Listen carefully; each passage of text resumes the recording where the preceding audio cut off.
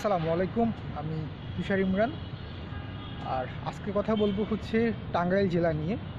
মূলত আমি রিসেন্টলি গিয়ে টাঙ্গাইল জেলা ঘুরে এসেছিলাম। রিসেন্টলি বলতে বেশ কয়েকদিন কিন্তু হয়ে গেছে। তো যারা গিয়ে ভ্রমণ করতে পছন্দ করেন বা বাংলাদেশ সম্পর্কে জানতে পছন্দ করেন, আজকের ভিডিওটা হচ্ছে তাদের জন্য। আমাদের ঢাকা বিভাগের মধ্যে 13টি জেলা রয়েছে, তার মধ্যে অন্যতম একটা জেলা কিন্তু হচ্ছে টাঙ্গাইল জেলা। আর টাঙ্গাইলের কথা আমাদের যখনই মাথার মধ্যে আসে, সবার আগেই কিন্তু আমাদের মাথায় চলে আসে হচ্ছে টাঙ্গাইলের চমচম বা টাঙ্গাইলের মিষ্টির কথা। একটা বিমান যাচ্ছে এই মুহূর্তে, বিমানের শব্দ নিচ থেকে এরকম মনে হয়। বিমানের ভিতরেও কিন্তু তো যেমনটা বলছিলাম, যখনই আমাদের মাথার মধ্যে কিন্তু টাঙ্গাইল জেলার কথা আসে, তখনই কিন্তু মনে চলে আসে হচ্ছে টাঙ্গাইলের চমচম। টাঙ্গাইল কিন্তু বিভিন্ন কারণে বিখ্যাত, যেমনটা বলছিলাম টাঙ্গাইলের চমচম, টাঙ্গাইলের টমটম, একই সাথে হচ্ছে টাঙ্গাইলের তাঁতের শাড়ি।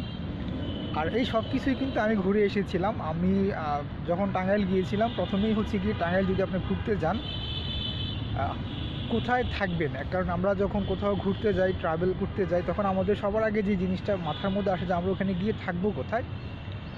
তো টাঙ্গাইলে কিন্তু থাকার জন্য অনেক জায়গাতেই বা বেশ কিছু কিন্তু হোটেল রয়েছে। আপনারা যদি টাঙ্গাইল সদরের দিকে যান, তাহলে গিয়ে টাঙ্গাইলের গিয়ে পুরনো বাস স্ট্যান্ডের ওই পাশটাতে আশেপাশে কিন্তু থাকার জন্য অনেক হোটেল রয়েছে। একই সাথে নতুন বাস স্ট্যান্ডের ওই পাশটাতেও কিন্তু থাকার জন্য অনেক হোটেল রয়েছে।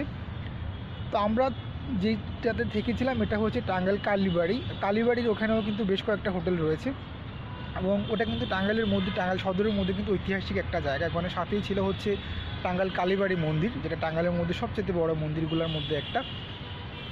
তো আমি টাঙ্গাইল যাওয়ার পরে প্রথমেই গিয়েছিলাম মহেরা জমিদার বাড়ি ঘোরার জন্য, যেটা পড়েছে টাঙ্গাইল মির্জাপুর উপজেলায়।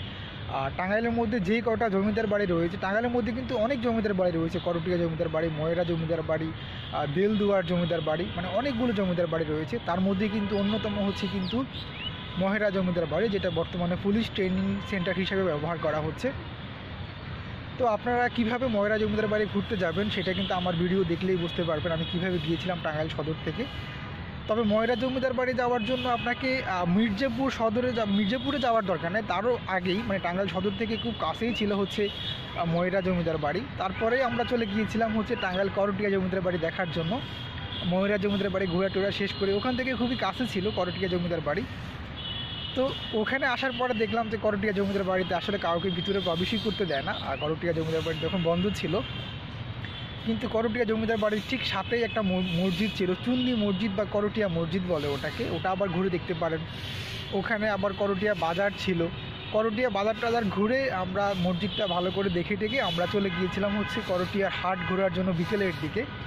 আর করটিয়ার হাট কিন্তু দুই ধরনের হয়, একটা গিয়ে গ্রামীণ হাট বসে, আর একটা গরুর হাট। তারপর ছাগল, ভেড়া থেকে শুরু করে হাঁস, মুরগি, শাকসবজি, গ্রামীণ হাটটাতে এগুলো বিক্রি করা হয়।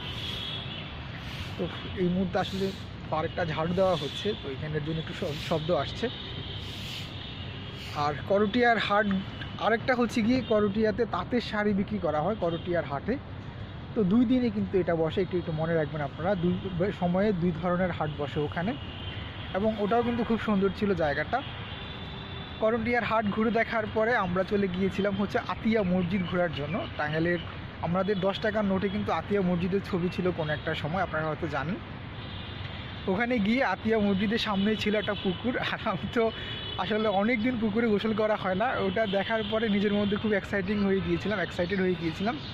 আমি গিয়েই নেমে গিয়েছিলাম পুকুরে গোসল করার জন্য। তো ওটা খুব মজার একটা স্মৃতি ছিল আসলে।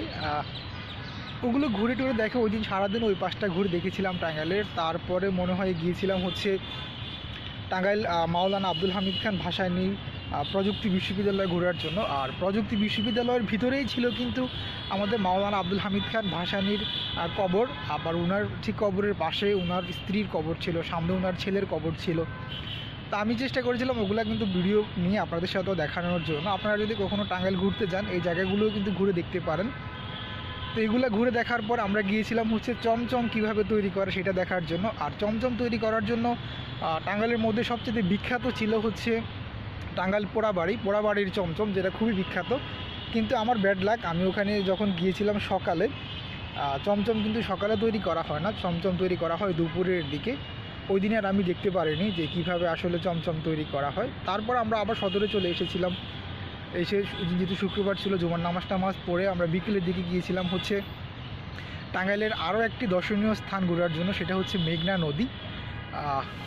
খুবই সুন্দর ছিল ওটা। মেঘনা নদীর ওই পাশটা আমরা ঘুরে টুরে দেখে ওখান থেকে গিয়েছিলাম হচ্ছে টাঙ্গাইলের আরও একটি ঐতিহাসিক মসজিদ দেখার জন্য।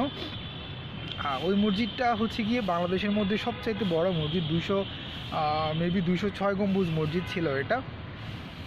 তো ওখানে মসজিদ ঘুরে আমরা পরে চলে গিয়েছিলাম হচ্ছে মধুপুরে। আমার প্ল্যানিং ছিল যে একদিন রাত্রে থাকবো, কারণ মধুপুরে কিন্তু জলছত্রে একটা বাজার বসে, এটাও একটা ঐতিহাসিক বাজার টাঙ্গাইলের মধ্যে।